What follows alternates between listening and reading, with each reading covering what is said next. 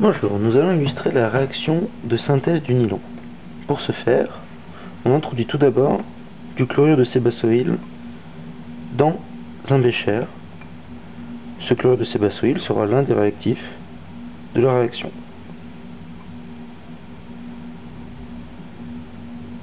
On ajoute ensuite délicatement de l'hexanediamine, qui est le second réactif de cette réaction. L'observation du phénomène se fait à l'interface entre les deux liquides. On introduit donc délicatement l'hexanediamine.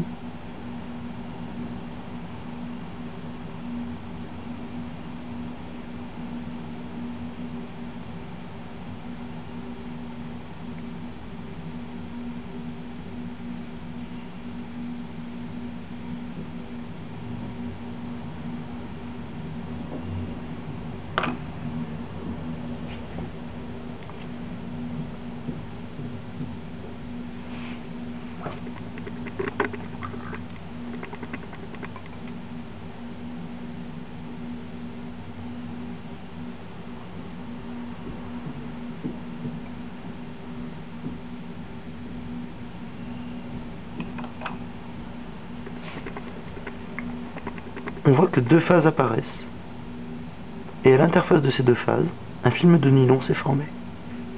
Afin d'extraire ce fil de nylon, nous allons procéder de la manière suivante. Tout d'abord, le saisir en son centre afin de l'extraire de la solution.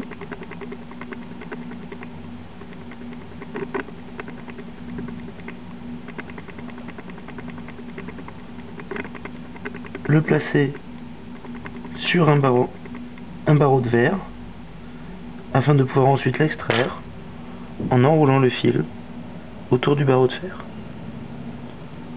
On voit qu'en fait, au fur et à mesure que l'on extrait le film de nylon, au niveau où les deux solutions sont de nouveau en contact, la réaction continue et on obtient donc un film continu de nylon. On aurait pu, afin de mieux visualiser ce nylon, ajouter un indicateur coloré, car le milieu étant basique, le fil de nylon aurait été coloré. On voit ici un principe simple de synthèse que l'on imagine ensuite appliqué au cadre de l'industrie pour la synthèse des textiles par exemple. Et on voit en fait ici que on pourra retirer du nylon jusqu'à ce que l'un des réactifs soit totalement consommé. Ici, soit l'hexanediamine, soit le chlorure de sébasoïl. Je vais donc accélérer l'enroulement pour voir si on arrive à obtenir une consommation totale de l'un des réactifs, qui devrait donc se visualiser par le fait que une seule phase de liquide devrait rester.